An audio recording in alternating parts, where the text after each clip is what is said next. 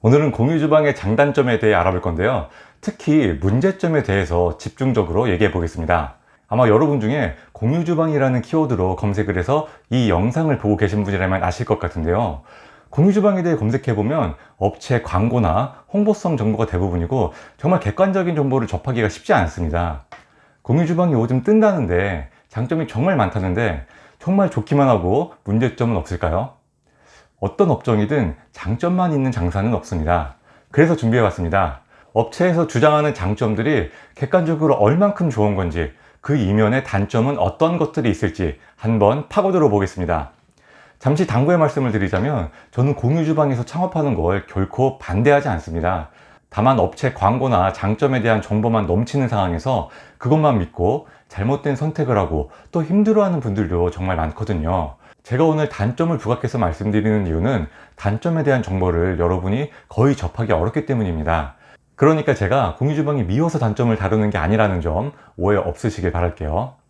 공유주방에서 내세우는 첫 번째 장점은 창업 비용이 저렴하다는 점입니다.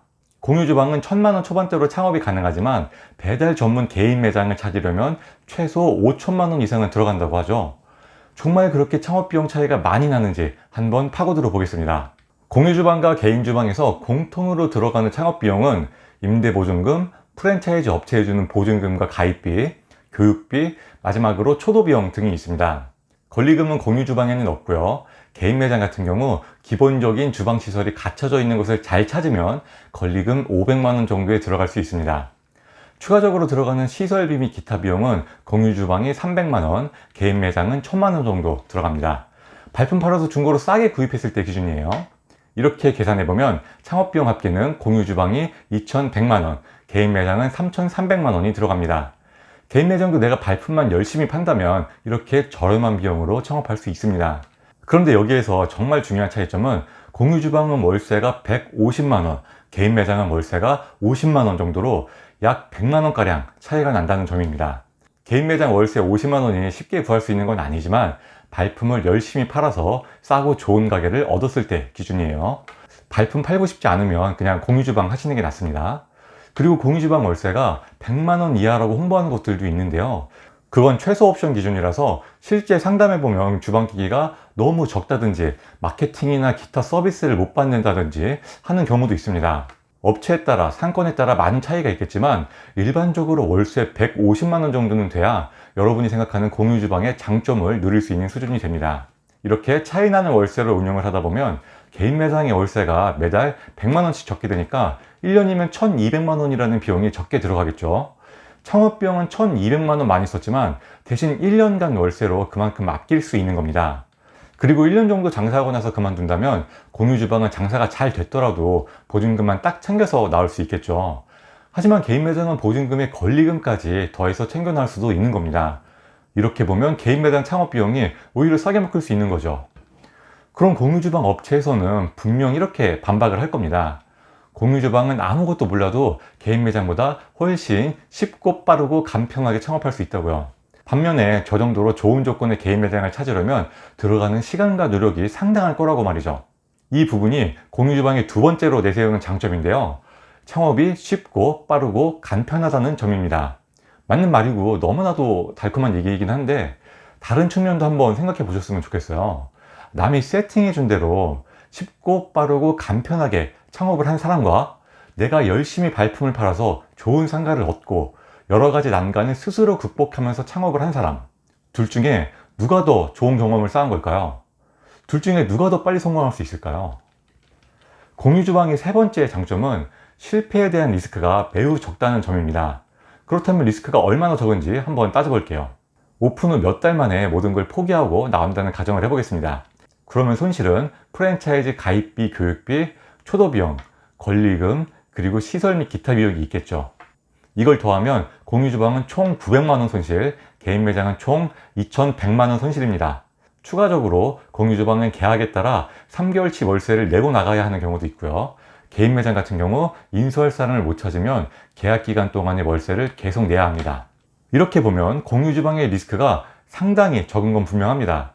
하지만 일부 공유주방 업체에서 얘기하는 것처럼 리스크가 거의 없는 수준은 아니고요.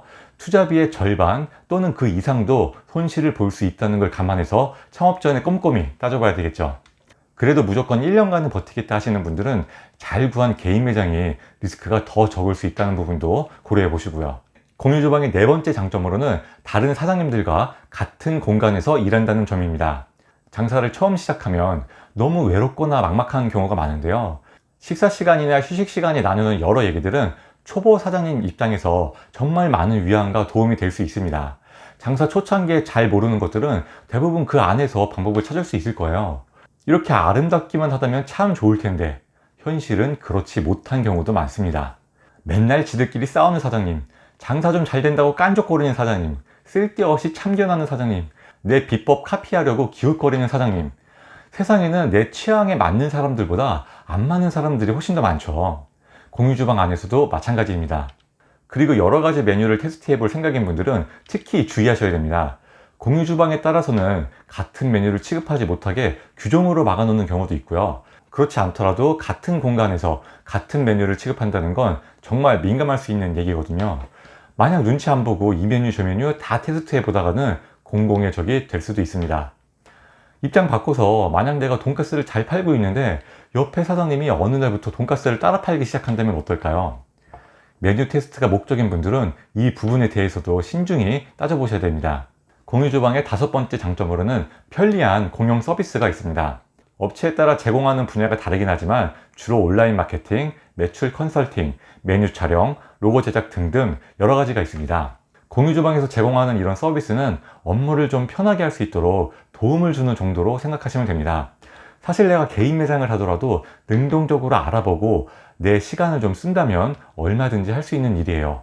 이런 서비스는 공짜가 아니고 내 월세나 관리비에 포함되는 금액이라고 봐야 되는 건데 이게 그만한 가치가 있는 서비스인지는 생각해 볼 일이겠죠. 공유주방의 여섯 번째 장점으로는 배달대행 기사가 잘 잡힌다는 점입니다. 아무래도 몇 개씩 묶어서 배송 가기 좋으니까 기사님들이 공유주방 오는 걸 선호하시죠. 특히 비나 눈이 심하게 오는 날에는 개인 매장은 직접 배달하지 않는 한 거의 속수무책이거든요. 이럴 때 공유주방이 우선순위가 된다는 건 정말 큰 장점입니다. 반면에 여러 개 묶어가다 보면 내 제품이 좀 늦게 배송될 수도 있는데요. 이건 뭐 큰 단점이라고 볼 수는 없을 것 같아요. 그렇다면 공유주방을 해야 되나 말아야 되나 결론을 내보겠습니다. 당장 성공하려는 분이 아니라 성장을 하려는 분에게는 적합합니다.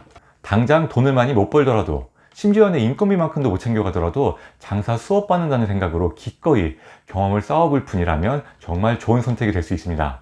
반면에 창업비용이 부족하니까 어쩔 수 없이 이거라도 해야지, 그래도 남 밑에서 일하는 것보단 많이 벌겠지, 이렇게 생각하는 분에게는 적합하지 않습니다. 기본적으로 배달 전문점은 많은 수익이 나오기가 정말 어렵습니다. 만약 내 제품이 프랜차이즈보다 특출나거나 배달을 내가 직접 뛴다거나 하면 얘기가 달라지겠지만요.